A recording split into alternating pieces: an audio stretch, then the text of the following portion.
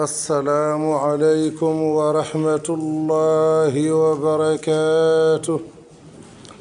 بسم الله الرحمن الرحيم. الحمد لله رب العالمين. اللهم صل وسلم وبارك على سيدنا ونبينا ومولانا محمد وعلى آله وصحبه أجمعين. ورضي الله تعالى عن شيخنا القطب المكتوم أحمد بن محمد التجاني وأصحابه وخلفائه أجمعين. ولن يؤخر الله نفسا إذا جاء أجلها والله خبير بما تعملون.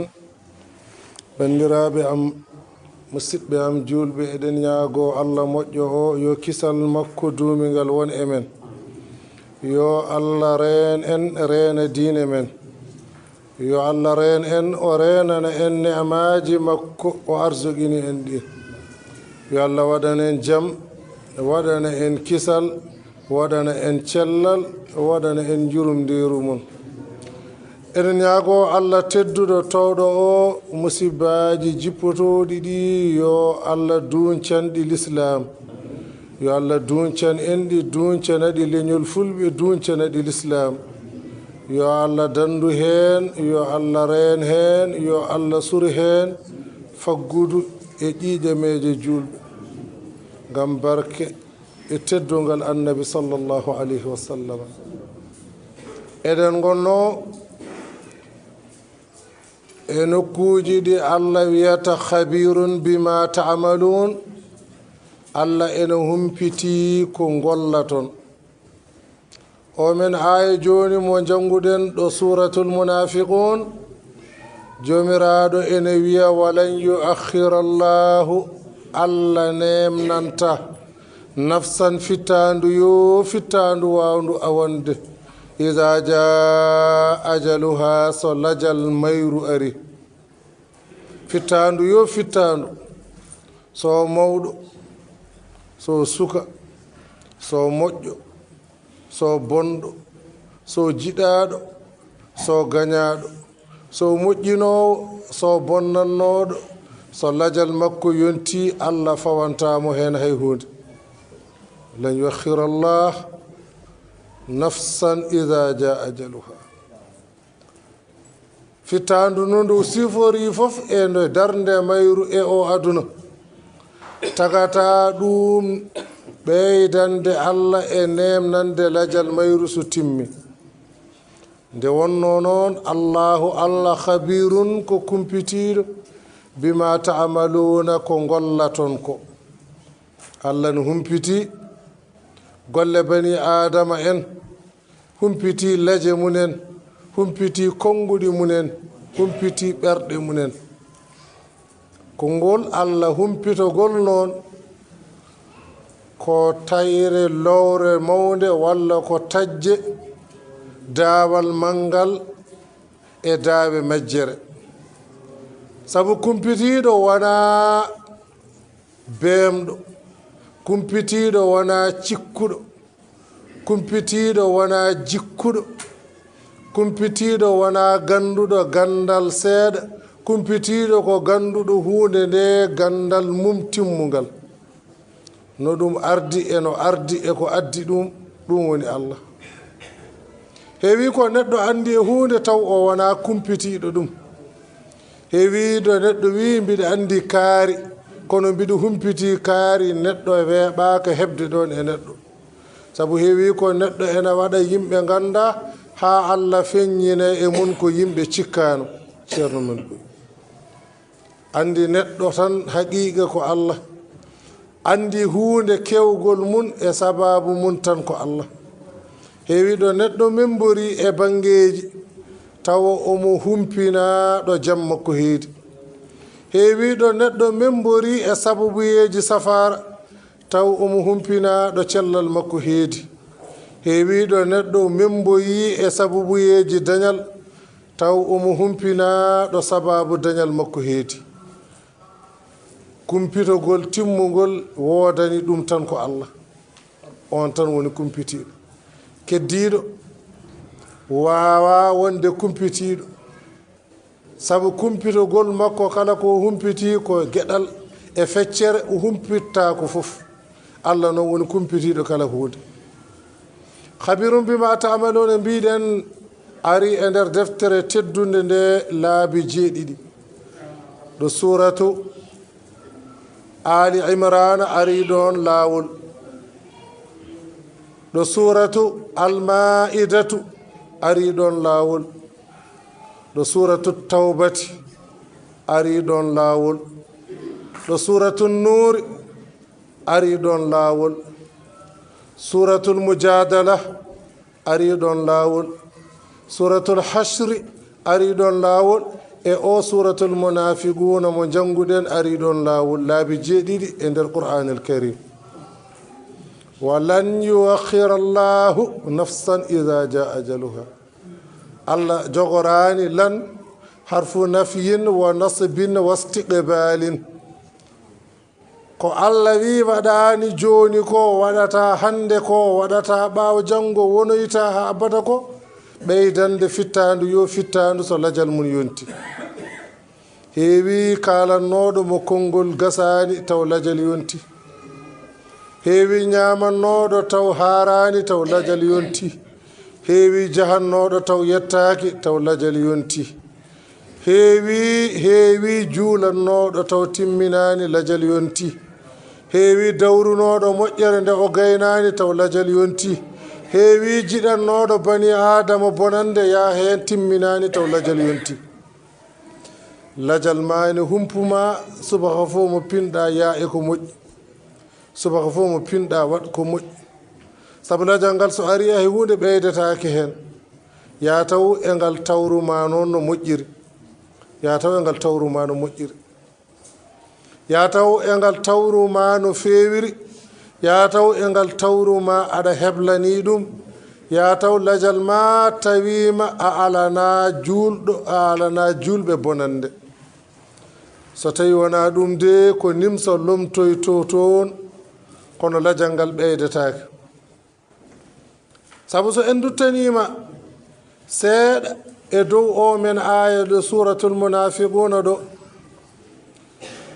jomiraɗo wiyata anfiqu mimma razaqnakum min qabli an ya'tiya ahadakum almautu fayaqula rabbi lawla akhartani ila ajalin qaribin fa asaddaqa wa akun min as-salihin walan yuakhira Allah sen ƴeewi aya gonɗo dow mun yeeso tan ma en ɓur faamde yaajede firo oɗo aya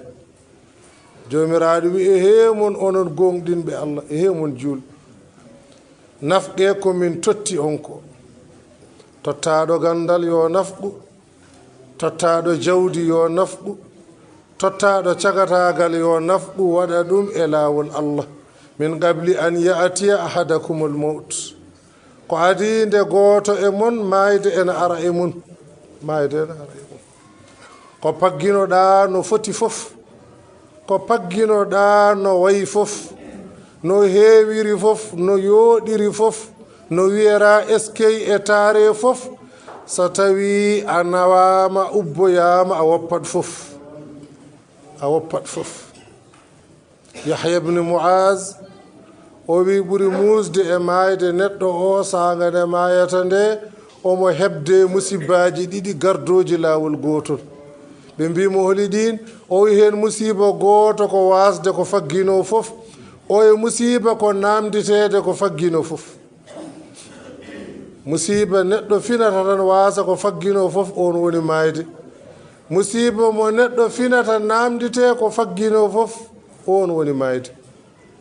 nafɗe ko Allah rokki on ko adi nde mayde ene ara e goto e mon fayaqula o wiya nden o maayi rabbi e joomam lawla akharatani ko hanno nemnana kam ila ajalin qaribin lajal ɓattigal ko hanno padanakam ha hiire mi yaha mi arta ko hanno padanakam ha weeta ko hanno padanakam ha banque ɗe uddita so tawi ɗum waɗi fa asaddaqa wa akum min assalihin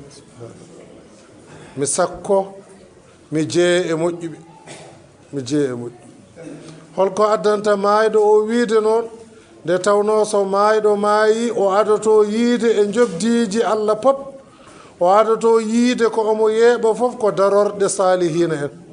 so maayɗo maayi o adoto yiide ko ena danda neɗɗo fof ko sadak kala ko golluno o adoto yiide ko ena dandamo ko sadak ɗum waɗi o wiya o sakko beele omo daɗa wa akum min assalihina beele mbiɗa daña jomiraɗo yon walan yuakhira allahu nafsan Allah nemnanta fittadu hay wotoru isa ja ajaluha so lajal mayru ari poofaali ma ko tongaɗe aduna hay wotoru ɓurtata poofaali ɗi ko tongaɗi hay wotoru mankata pele ɗe ko limaɗe konnguɗi ɗi ko limaɗi longe ɗe ko limaɗe balɗe ɗe ko limaɗe hay hen hunde mankata hay hen hunde ɓurtata wa rabbuka ya'lamu ma tukinnu suduruhum wa ma yu'linun wa ma min ghaibatin fi samai wal ardi illa fi kitabin mubin wa rabbuka joome kam ya'lamu en andi ma tukinnu suduruhum ko ɓerɗe maɓɓe ɓe cuuɗi ko suuɗi e becce maɓɓe so moƴƴere so bonande faade e bani adama en Allah en andi ya andu sawde anniya bonande sawana ɗum juulɓe sawta ɗum kewata so wona e ɓandu malkisandu sawde bonande sawana ɗum juulɓe kadi o sawta ɗum o golla ɗum Allah liɓata ɗum ena waɗa ɗum so wona malkisaɗo malkisaɗo tan sawata bone o sawta ɗum e juulɓe wamma malaɗo wawa sawde bone so seydane dahimone Allah haɗan mo gollude bone wa amma o sawi bone o sawti ɗum kewata so wona e ɓandu malkisandu tan terɗe malkisaɗe jiiɗe malkisaɗe ɓernde malkisaɗe anniya malkisaɗo neɗɗo malkisaɗo ruhu malkisaɗo dañata ɗum woto farnoro mi waɗi ko boni mi waɗi ni moƴƴo ko boni woto farnoro ɗum sabu wadde ko boni gasantama so wona taw ka malkisaɗo ya andu kadi kala ko anni e ma yeehi e bonande terɗe ɗe tawti ɗum ya andu ko ha Allah yoɓma dañƴa gollude ɗum nde wonno Allah ina nundi o yoɓata neɗɗo ko gollani ko ha golle ɗe ngara nde daro beele jobdi Allah ndi daña ɗo fawi woto juulɗo woto neɗɗo wi ena wona juulɗo ena farnoro e gollude ko boni ena farnoro e ko bollude ko boni gollude ko boni wona ko farnorte saka noon gollude ko boni faara e moƴƴuɓe walla faara e moƴƴo ɗum kewanta neɗɗo waɗa ɗum so wona taw malkiso ena adi e makko gila ndew tagande so wona malkiso ena adi e makko gila ndew tagande ɗum waɗi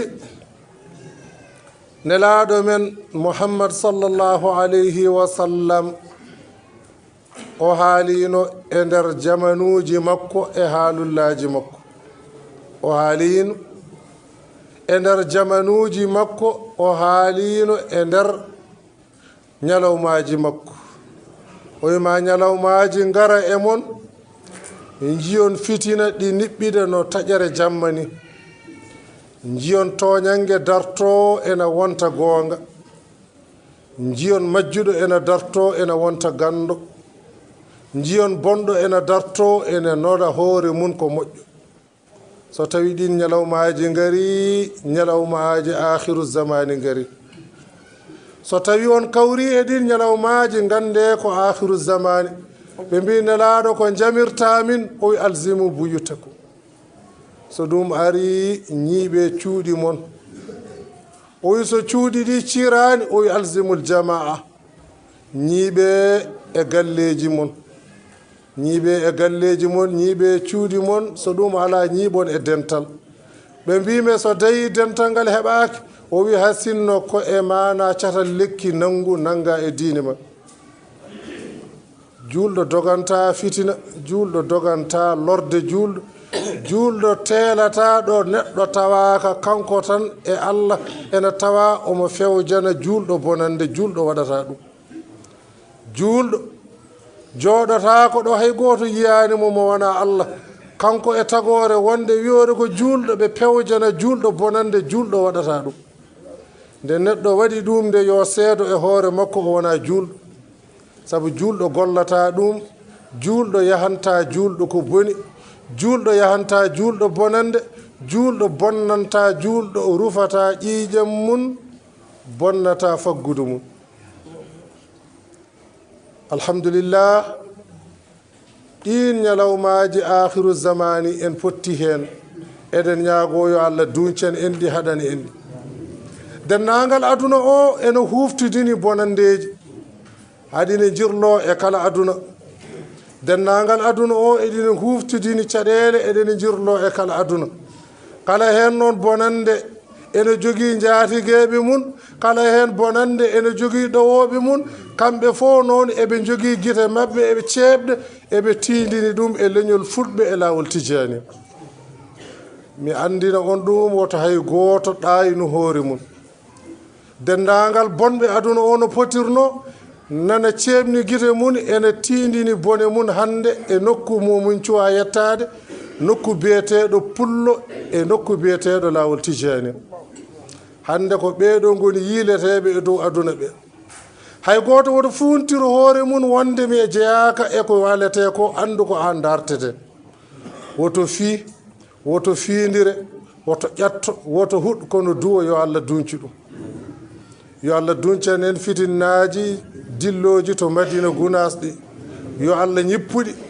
yo Allah hannuɗi ɗon eɗen ñaago Allah kala mo ena yaa hen ko boni yo Allah hannu bone o e hoore mum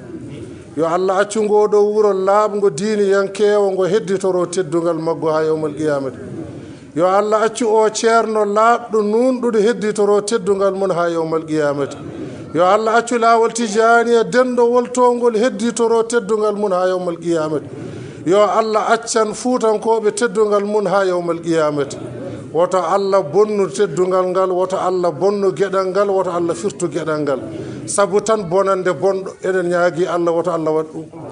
woto Allah bonnugal teddugal woto Allah firtugal teddugal sabu tan bonnugol bonɗo woto Allah waɗ ɗum en kenni hen Allah en kenni hen Allah en kenni hen Allah hasbunallahu wa ni'mal wakil hasbunallahu wa ni'mal wakil hasbunallahu wa ni'mal wakil an Allah jiyowo an Allah nano an Allah kumpitiɗo ko neɗɗo gollata gila nde suwa wat emin ñaaguima ya duncen min fitinaji e leydi ndi kala e dendagal jokli leydi Sénégal ya duncen min fitinaji to Madina Gunas emin ñaaguima ya ñippan min fitinaji e leydi Sénégal e aduna o foof ya ñippan min fitinaji to Madina Gunas kala mo ene ya hen yo Allah joƴƴin ɗum kala mo ene ya hen yo Allah haytin ɗum kala mo ene nafɗa hen jawdi mum yo Allah wasnu ɗum kala mo ene waɗe hen ko fewani ene fewje yo Allah mana ha joni hannumo ɗo gotel ɗo yiyata o yiyatake o wonta fewju Allah de jogui jaabowol en kuccanimo yo jaaboni en ɗum Allah kadi jogui moƴƴere en bennanimomo yo rokku en ɗum wona noon sifa wiyeede ko jingude walla ko jingol ala ko l'islam o sabu so tawi ko Madina Gunas mema wona hay hunde woppa e Fuuta ko diine Fuuta fof mema so tawi ko ceerno men ceerno Cheikh Ahmad ibnu Muhammadine Tijane so tawi ko on mema wona kanko jaati o mema ko l'islam Sénégal fof mema gorko dañƴo duuɓi 90 so oto mum helama ene jooɗi wona kañum fiya ko l'islam wona kañum fiya ko pullo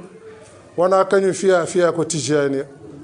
ɗum noon wonto fewja ɗum noon wonto ummi ɗum noon won jahowo ɗum eɗen ñaagui Allah noon woto Allah hokkuma sago makko